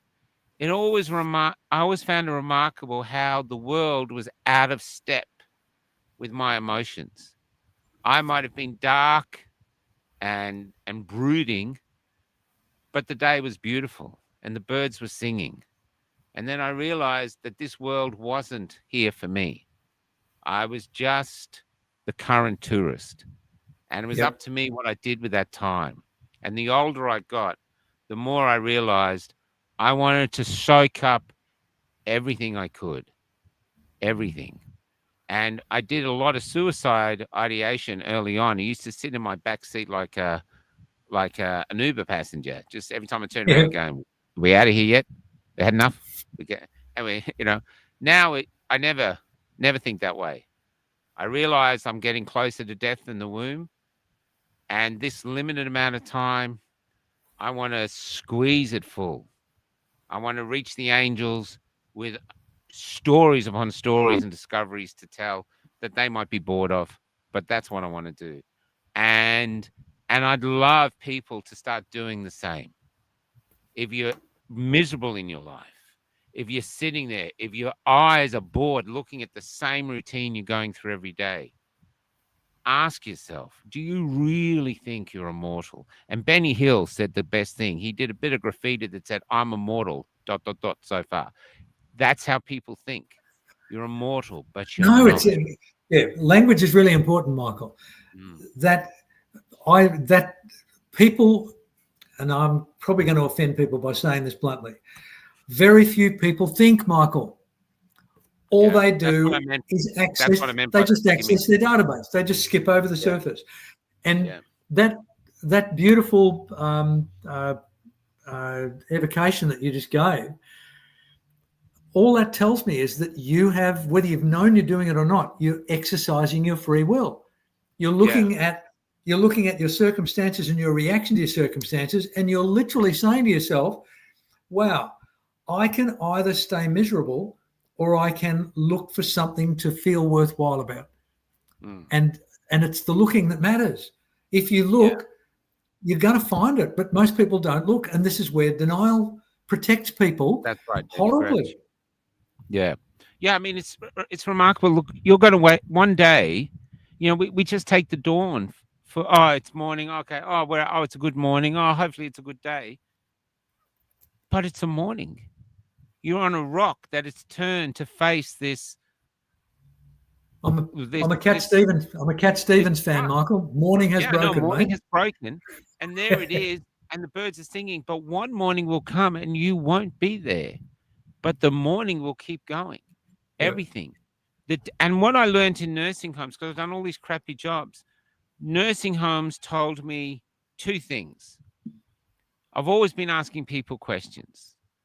The first, I'll talk the second one first. The first lesson I learned is that we teach everybody, like kids learn what you're doing, and then get a good job, pay off your house, and then when you get to your retirement, then you get a thing and you start to live. That's wrong, because there's no crossing line. There's no ribbon waiting for you to cross and go, yes, you made the end and you're really happy. No, there's no ending line. The end, the living is while you're alive. If you're breathing and alive, that's the finish line. So you've got to live in the now. The next thing they taught me was we live in a materialistic world, and I was looking after women, and they're mainly women in these homes. You'd be looking after women that were in their 90s, even older, sometimes in their hundreds. 113 was the oldest I looked after, who had a marbles. And whenever I had a chance, I used to ask these women who were born in a time when there was no TV, no cars, they were this old, because I've done this 20 years ago. So they knew, they had horse and carts, they had all this. They'd seen everything come in, TV, color TV, the internet, you name it, they'd seen it. And I used to say to them, out of all these things you've seen, what's the most beautiful thing you've ever seen? And I'm telling you, I asked loads of women and they all had the same answer and they never thought about it. Do you know what it was? Their baby. Babies. Yep. Babies, newborn babies. They just go, they sit there because they like being talked to. No one talked to them. They sit there and you just go, so what was the most beautiful thing they see? And they go, babies. Sometimes they tear up. Not TV, not your widescreen TV, not your movie theater, not your BMW or your Harley Davidson. Babies.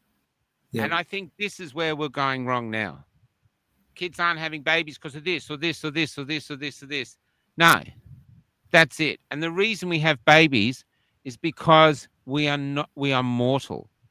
You, Lindsay, for all your wonder, and I find you wondrous, you are the current page in a novel that has been written by other people who have come before you. You might know your father, your grandfather, but the ones before that you probably don't know, and yet they went through. If they hadn't survived and bred, you would not exist. Totally agree. Yeah. And because you've had babies and had children, you are no longer the end of that story. You're just this one page in that now, and that's all we are. And that's what I learned when my son was born. He was in my arms. I realized, okay, I'm not the final story in this great novel. I'm just this little, another crazy chapter. And we are duty bound to continue these stories, not for our own selfish reasons, but because so many other people have sacrificed and gone through hell to get us to here. We owe that to life to bring others in. And this is where I think our value system as a species is going awry. And they say overpopulation, this and this and this. I think that will take care of itself. But I think we have to get back to actually coveting what is the most important thing on the planet, the greatest gift. That's what Marooned is. The message behind Marooned is very, very, very simple. 4 strangers in a room, and it's on in Colac coming up, actually, if you want to go see it. check out Rahana's page. She's producing it.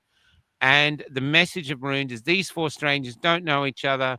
And in this room, they all bring us back. They all bring each other back from the edge just through talking. So they all do that. They all get ready to go back and start having another crack at living. And so the message, not really the moral, but the message behind Marooned, what the foundation it's built upon, is that the gods gave us one thing to get through all the hardships within our lives, and that's each other. Yeah, that's beautiful, mate. Love it. But it's it. Yeah. That's what it is. We've got each other. Yeah. We've got a friend. Now, Michael, my years are starting to tell on me, mate. We're going to have to wind up in a minute. Yeah, that's right. That's done. 5 minutes, then the AI can do the flats. You've got 1 minute, and I've got a song that's 3 minutes. So I'll give you 1 minute to take us out, Lindsay. Brilliant show, brother. I love it. Campfires. Yeah, it's been a great conversation, and yeah. Now we need to do old man stuff, you know. So it's coming up. It's calling on us. Exactly. Take us out, but Lindsay. yeah, give us something to think about. Well, I would like everybody to have a big thought about the two conversation points of denial and free will, because I think denial contracts us and free will opens us up. And if they were the only two things that people took away from this conversation, I'd be a happy camper. Deal. I love you, brother. This song is called Cure. I wrote this when I was about 17, I think. It's now AI's made it into a song, and it was written for a girl I was hot on. But as I got older, I realized I think it's something for all of us to have what we want to be in each other's lives. So good night, everybody. I'll see Lindsay again in 2 weeks. See you, Helen. And I'll come to Mullumbimby. Brady's coming. Brady Gunn, the leader of Stand in the Park.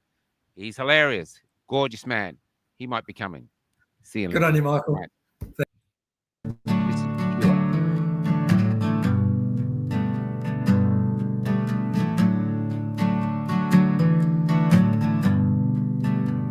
If I could be anything for you, I would be your cure.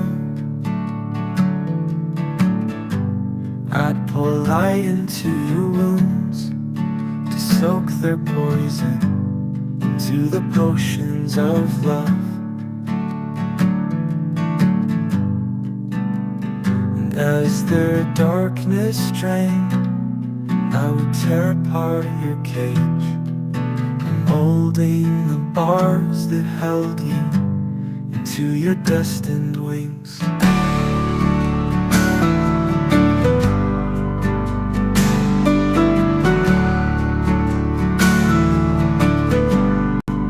And if from your flight you returned, I would have sewn a blanket for you, cut fresh from the curative fabric of spring. But hopefully you fly off to that destination you were born with, the one they tried to steal from your soul, that destination